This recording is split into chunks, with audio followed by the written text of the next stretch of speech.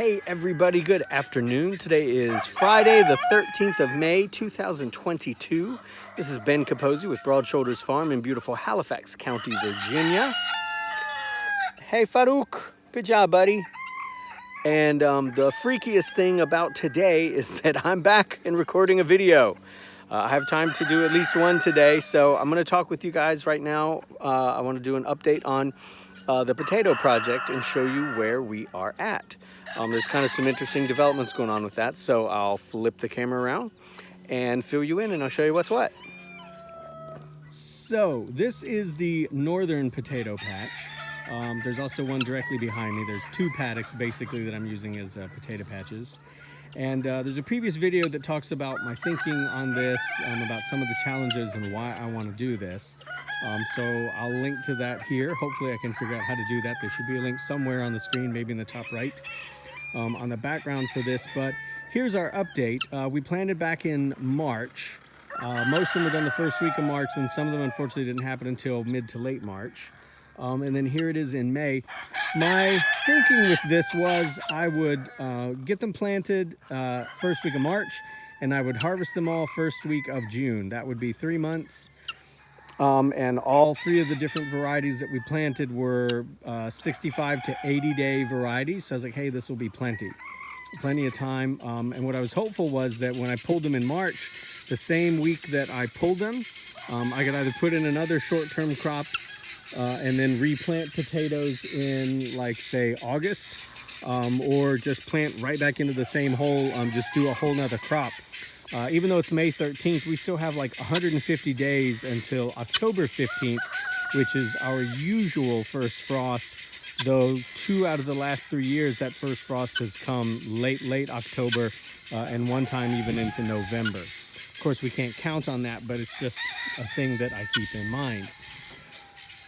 So these potatoes have not been watered, have not been fertilized. They probably should have been hilled again.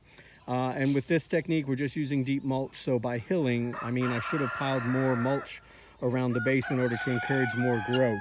I haven't really poked under any of these to see, are there any new potatoes ready now? Are there potato clusters?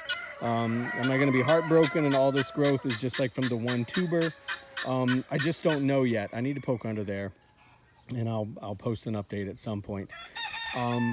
But even if necessarily this year I don't get what I was hoping for, which is 10 times the amount that I put in, on average, I think that's reasonable. I put in 150 pounds, 50 pounds of 3 different varieties. If I can get 1,500 pounds of potatoes, that would make me so happy. I don't think it's going to happen. But whatever I get, it's movement in the right direction. It's progress. And I do think that I can continue to improve on this by adding in more mulch. And one of the biggest problems will be keeping these little devils out of here.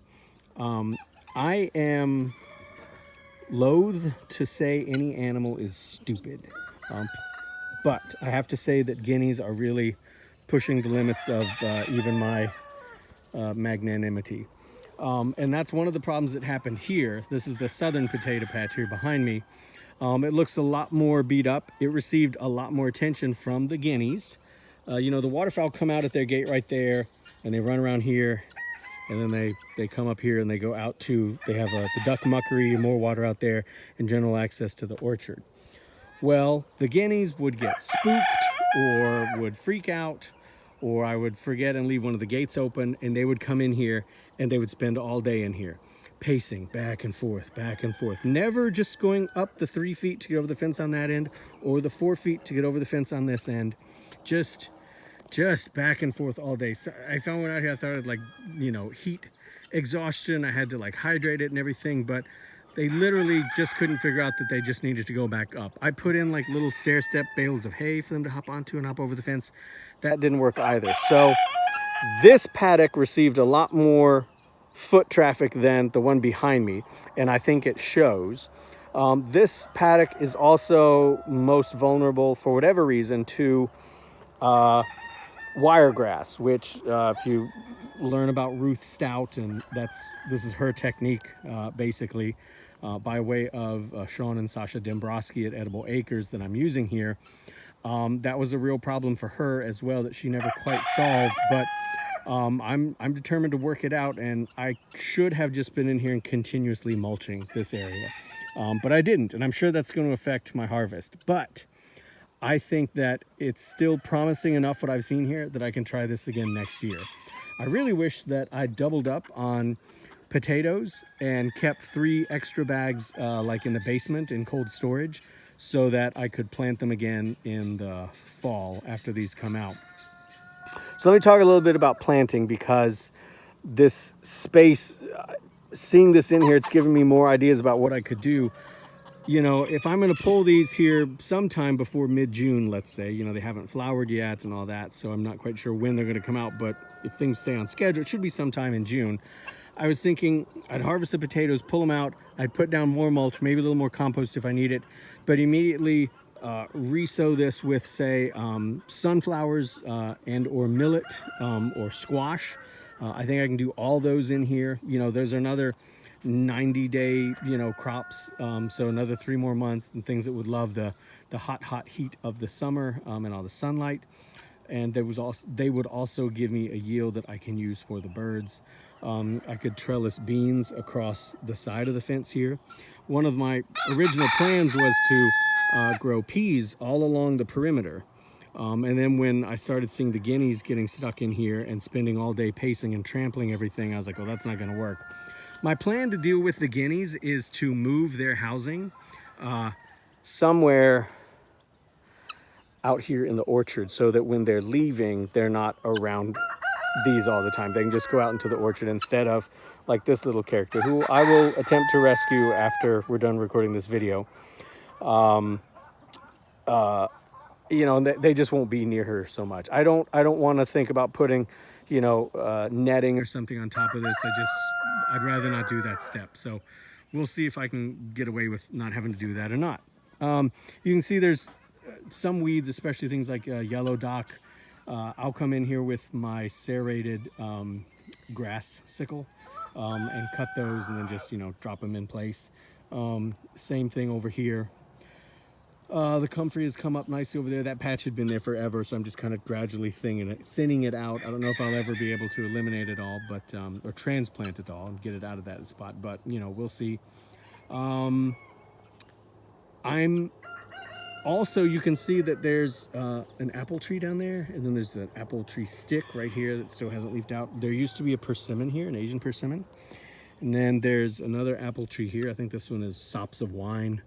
And then there used to be like a matamuskeet and a knotty pea and a Terry Winter. The Terry Winter is still there. It's like a tall stick now. And another persimmon down past there as well.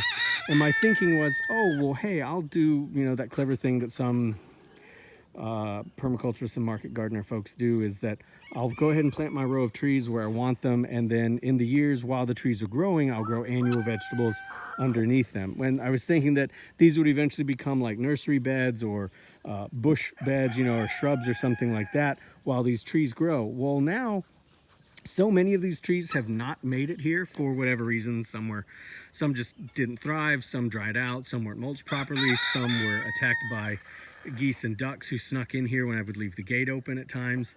I even had the burn barrel going one day, and I wasn't paying attention, and the wind carried some flaming bits out onto the mulch, because all this area had been mulched, and that whole back half just like went up in flames. And so 2 of those trees actually just got torched. They're not coming back.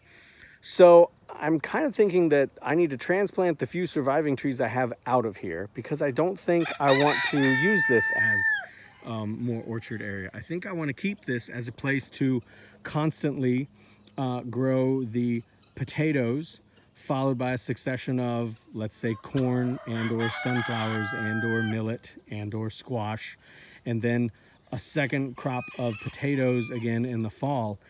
And you know, when you talk about crop rotation and things like that, people are always like, oh, you know, you can't grow thing X, Y, and Z in the same spot. Well, one of the things that I've read when looking at Ruth Stout is that she didn't really worry about that technique or that concern, because she's constantly building soil. She's just constantly pumping in more hay and organic matter. So basically, you're not really ever planting in the same soil. Because you're just constantly building more and more soil. And I think that because of that, I might be able to get away with planting potatoes here in these rows year after year. I'm not certain, but I think it's worth a try, and I would like to do that. All this got overtaken just over the last few weeks since I've not been at the farm by goosefoot or lamb's quarters. You can still see some of it in there, probably a bit close, but I came in the other day and mowed, and I think I can insert a photo in here.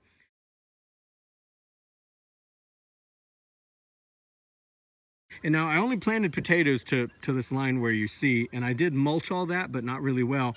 I need to go back in. Hopefully today I might have some time, but you know, it's Friday, so I also have to bake today, and I don't want to stay up all night, so we'll see. But I need to put in fresh, deep mulch all the way down here for the rest of these rows and let that start curing as it rains here a little bit this weekend.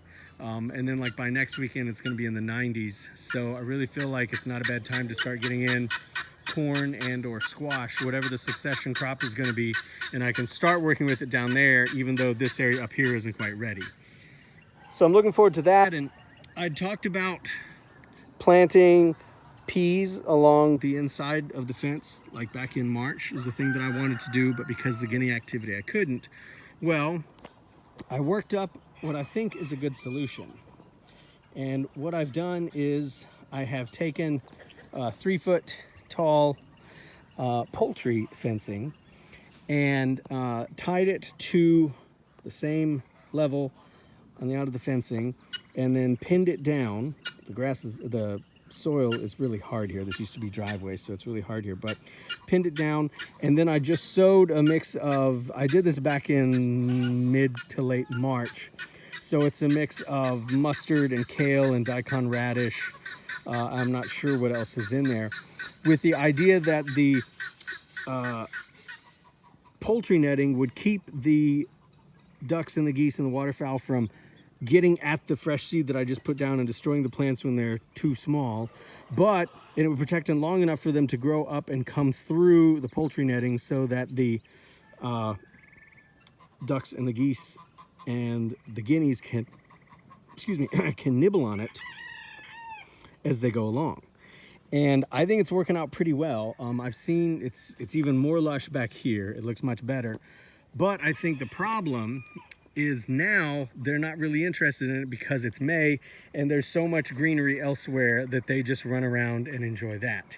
But I think the idea, of in the fall sowing some cold season cover crops in here is not a bad idea, so that when the ducks and the geese are coming out every day, the waterfowl come out every day through this passage, and they're looking for something to eat.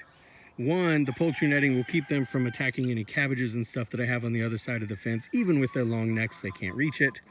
But also it will give them some cold hardy greens that they can enjoy. So I think as a proof of concept, this works. I'd like to do a little bit more with securing this netting to get it farther out, you know, at a greater angle out like this. And I've got some ideas for putting in some rigid things, some wood sticks and such to get them in there. But I think it's very doable. I think it's promising, and you can see, especially if we come on the inside, you can see that some of the lamb's quarters, the goosefoot and stuff is coming in. So I'll need to clean that up. Definitely need to get in here with my knife and take out this dock and whatnot. But mulch all of this, all of that row, and then one more row up against the fence. I'm having trouble hearing you. Sorry. Could you say that again? My watch keeps thinking I'm talking to it. It's weird how it keeps coming on. But get all of that set up, and I think I could get in quite a bit of squash and corn here in just the next few weeks and get it ready to go. Take out these trees and see where we go. So there's an update on where we are with the potato project. I'll keep you posted, of course, on the yields, which I hope are good, fingers crossed. So we'll see. Questions, comments, concerns, helpful critique are always welcome. And you can follow the farm at Broad Shoulders Farm on Facebook Instagram, and of course here on YouTube. So wherever you are, whatever you're up to, I hope that you are happy, healthy, and well. And keep that up, and I'll talk to you folks later. Take care. Thanks, lads. Bye-bye.